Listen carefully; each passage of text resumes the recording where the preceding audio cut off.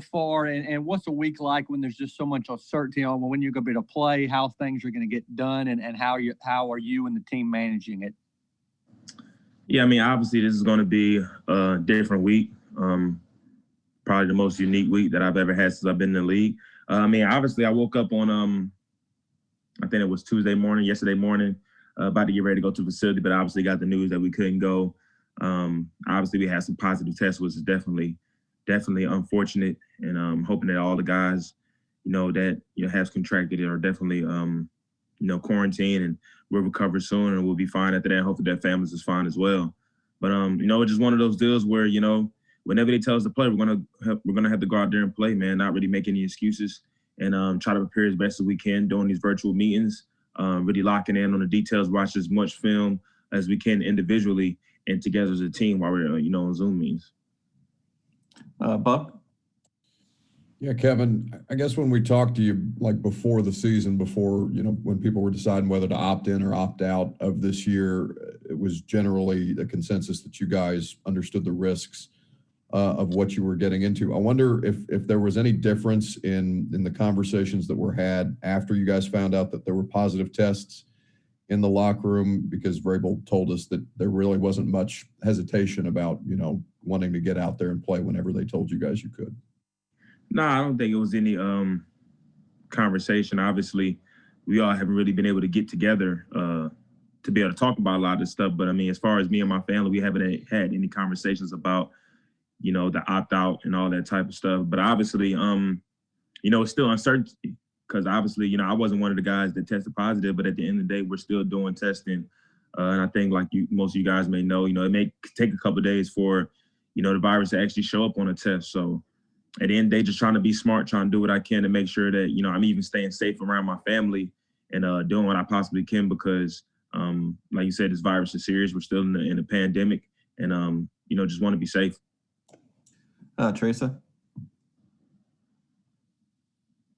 Kevin, that being said, being safe, you've got a newborn. Do you maybe distance yourself from your new child, your daughter, your wife at home as you tried to prepare for this game and the challenge of dealing with a Ben Roethlisberger? Yeah, most definitely. I'm trying to do the best that I can. I mean, obviously, like you said, I do have 2 young children, but, at the end of the day, their safety goes well and beyond my part. As far as my priority is the number one thing. To make sure they're safe and sound. So, yeah, I'm trying to do what I can. Really just trying to lock in on the game plan and do what I can from that aspect. But, it's one of those deals where, I kind of understood the risk going into this thing that, this was a possibility, and just trying to manage as best as I possibly can. Teron? Yeah, KB, from a preparation standpoint, obviously it's going to be different, but Mike Vrabel said you guys are trying to attack it just like any other week. How has the week of preparation changed for you? What does it look like? I mean, I think the biggest deal is probably just the on-field work. Obviously, watching film, locking in on the keys, getting all those, watching film, like I said, writing down notes, making sure I'm getting all the little details about the game plan. I think that's all pretty much normal. Obviously, we're doing it virtually, but it's not that big of a deal to me. But obviously, making sure that, we're getting the on-field work, which we're obviously not going to be able to do early in the week. But for me personally, making sure that I'm still, getting in shape. I have my Peloton bike, be able to get out of my backyard, being able to do some stuff so I can still, continue to have my blood flowing and getting that conditioning in. So when we actually have to play, whether if it's Monday or Tuesday, I'm ready and good to go. Terry? Kevin, what's the biggest challenge in trying to prepare for the speed of the game with the Steelers offense when you can't have physical practices this week? I mean, the speed of the game is the speed of the game. I think most teams in NFL, I mean, we all have speed. We have speed in our defense. I don't think that's going to be a big issue as far as preparing for their speed. But obviously, they do have some weapons. They had Deontay Johnson, number 18. They have Claypool, who's a really good 2 young receivers. We obviously know Juju Smith-Schuster is a great receiver as well. They have 2 great running backs as well. So, I mean, honestly, I think it's not going to be less about preparing for speed, but preparing for a fist fight. I think they're a very physical team on offense and defense, and we're going to have to play physical as well. So, just trying to get ready for a fist fight and a bloodbath, honestly. Chris Harris?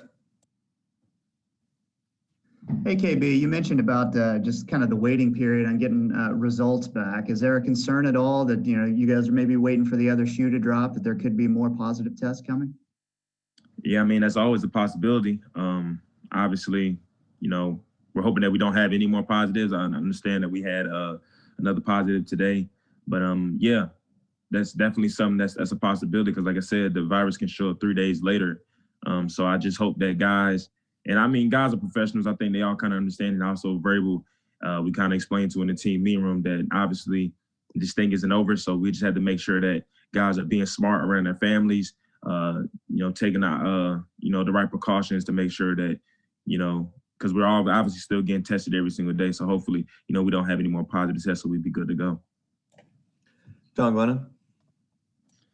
Hey, Kevin, wondering if you could talk about the impact of, Shane Bowen not being there on Sunday and also not being in meeting rooms coming up this week, and also along the same lines, Daquan Jones, the impact that his absence will have, I guess likely will have on you guys against Pittsburgh.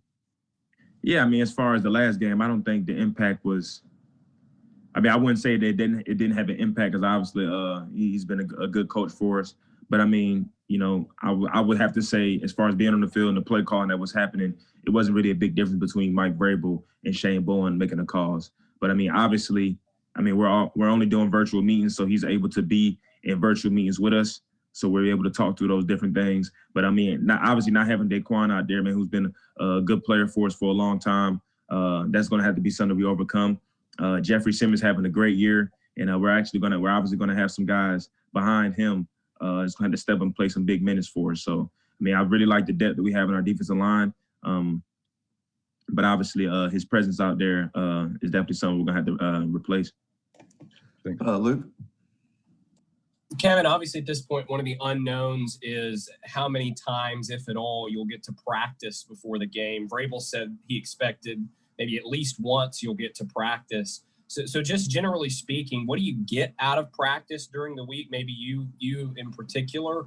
And if you aren't able to practice, what's it going to take to still be able to perform?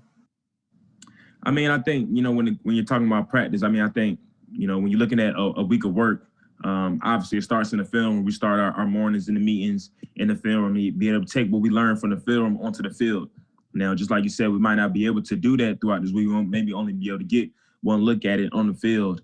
But I obviously I think for some veteran guys, a lot of times if you can get the film, you can get the notes and get the game plan, because obviously most of us know the defense, we can go out there and perform. But at the end of the day, just having those small, intricate details and not being able to be on the field is going to be a challenge, but at the same time, it's a challenge that we invite. At the end of the day, hopefully not having, a couple of days on the field, man, guys have fresh legs. So I'm just always try to look at the positives of the situation. And yeah, I mean, at the end of the day, man, we're ready to play football. I mean, we've been practicing for the past month or so. So I don't think that the condition is going to be a huge deal when we get out on the field. Just mainly just going out and trying to execute the game plan that we put in. Joe? Yeah, you kind of answered that, Kevin, but I'll follow up. I was wondering, just in terms of the pure physical aspect of being on the field, not the preparation for an opponent, but is there any safety concern of, if you only are out there like for one day before you play a game? Yeah, I mean, definitely. But I think that's definitely going to be up to, us as players being professionals to understand that we cannot just go out there without doing no type of field work. You know what I'm saying? So, right, if it's getting on a Peloton bike, just going around your neighborhood, jogging around, and making sure that you're, continue to try to, get your blood going, get your blood flowing, do a little bit of conditioning on your own to make sure that when you actually get out there, your muscles aren't just super tight. If you got to sit at the house and stretch it out or, do those little things that you would normally do throughout the week. I mean, obviously we don't have, some guys don't have access to a weight room and stuff like that, but just be able to do something to make sure that when we actually get out there, guys are fine and it's not a huge injury risk. I mean, I'm not saying we can eliminate all risk, but try to mitigate and lower as much as possible. Paul?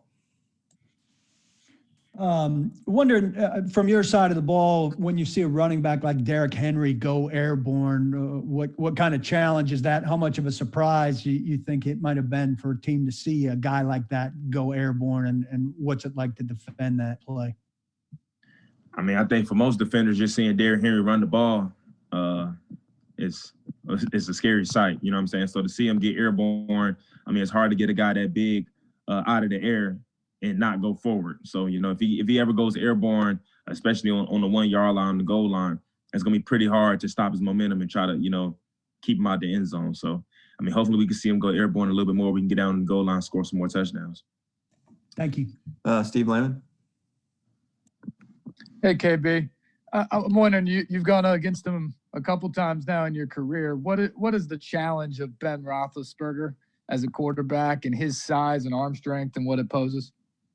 Yeah, I mean, he's a veteran quarterback, a Super Bowl winning quarterback, somebody that's done it for a long time at a high level, somebody that's, you know, I would say, especially being back there at safety, to understand that the play is never dead. He has a really good pump fake. He has some good weapons out there. You know, they're going to run the RPO games. Just being disciplined in my technique and everything I'm doing back there because, you know, he can really shred a defense apart. So hopefully we can go out there and try to make him make some mistakes and throw us the ball. But I mean, obviously he's a great quarterback. I always enjoyed playing Ben Roethlisberger, one of my favorite quarterbacks growing up. Honestly, I grew up a Pittsburgh Steelers fan, so to be able to have I think it's my third opportunity to play against him is pretty awesome. All right, we ran through all the questions. Appreciate it. All right, no problem. Yeah, you guys have a good one. Thank you, KB. Thanks, Kevin.